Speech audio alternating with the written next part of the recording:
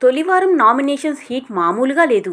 హౌస్లోకి వెళ్ళిన రోజే నామినేషన్ స్టార్ట్ కాకుండానే వీళ్ళు తిట్టుకోవడం స్టార్ట్ చేశారు. Already Kannada batch group form చేసి గ్రూప్గా ఆడుతున్నారు.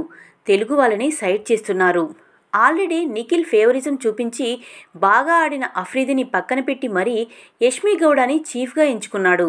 ఓవరాల్గా తొలివారంలో మొత్తం 6 కంటెస్టెంట్స్ నామినేషన్స్లో నిలిచారు. నాగమణికంఠ, సోనియా ఆకుల, శేఖర్ భాషా, బేబక్క, పృథ్వీరాజ్ ఈ 6 నామినేషన్స్లో ఉన్నారు. ఈ నామినేషన్స్ ప్రోమోలో మాటల మంటలు భగభగమన్నాయి. నామినేషన్స్ అనగానే భయంతో గుడ్లు తేలేశాడు నాగమణికంఠ. చివరికి పాపం హౌస్లో అతనే టార్గెట్ అయ్యాడు. మూకుమ్మడిగా అతనికే ఎక్కువ నామినేషన్స్ గుద్దిపారేశారు. నామినేషన్స్ ప్రక్రియలో భాగంగా ఫస్ట్ బేబక్కను నామినేట్ చేసింది సోనియా ఆకుల. కుకింగ్ హెడ్గా ఉన్న బేబక్క బాధ్యతల్ని సరిగా నిర్వర్తించలేదని చెప్పి నామినేట్ చేసింది ఆకుల. ఇక వాళ్ళిద్దరి నామినేషన్ జరుగుతుండగా కన్నడ బ్యాచ్ నిఖిల్, యష్మిలు మధ్యలోకి దూరిపోయారు. దాంతో ఇచ్చిపడేసింది ఆకుల. ఇది నా నామినేషన్స్, మీరు చెప్తే నేను వినాల్సిన పని లేదు అంటూ కౌంటర్ ఇచ్చింది. ఆ తరువాత నాగమణికంఠని నామినేట్ చేసింది ఆకుల.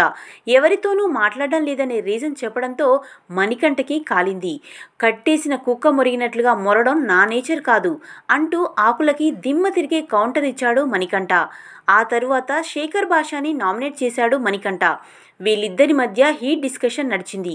ఆ తరువాత ప్రేరణ, సోనియాల మధ్య మాటల తూటాలు పేలాయి. ప్రేరణ అయితే పిచ్చెక్కినట్లు అరుస్తూ కనిపించింది. ఇక ఈ 6లో ఎవరు ఎలిమినేట్ అవుతారో కామెంట్ చేయండి.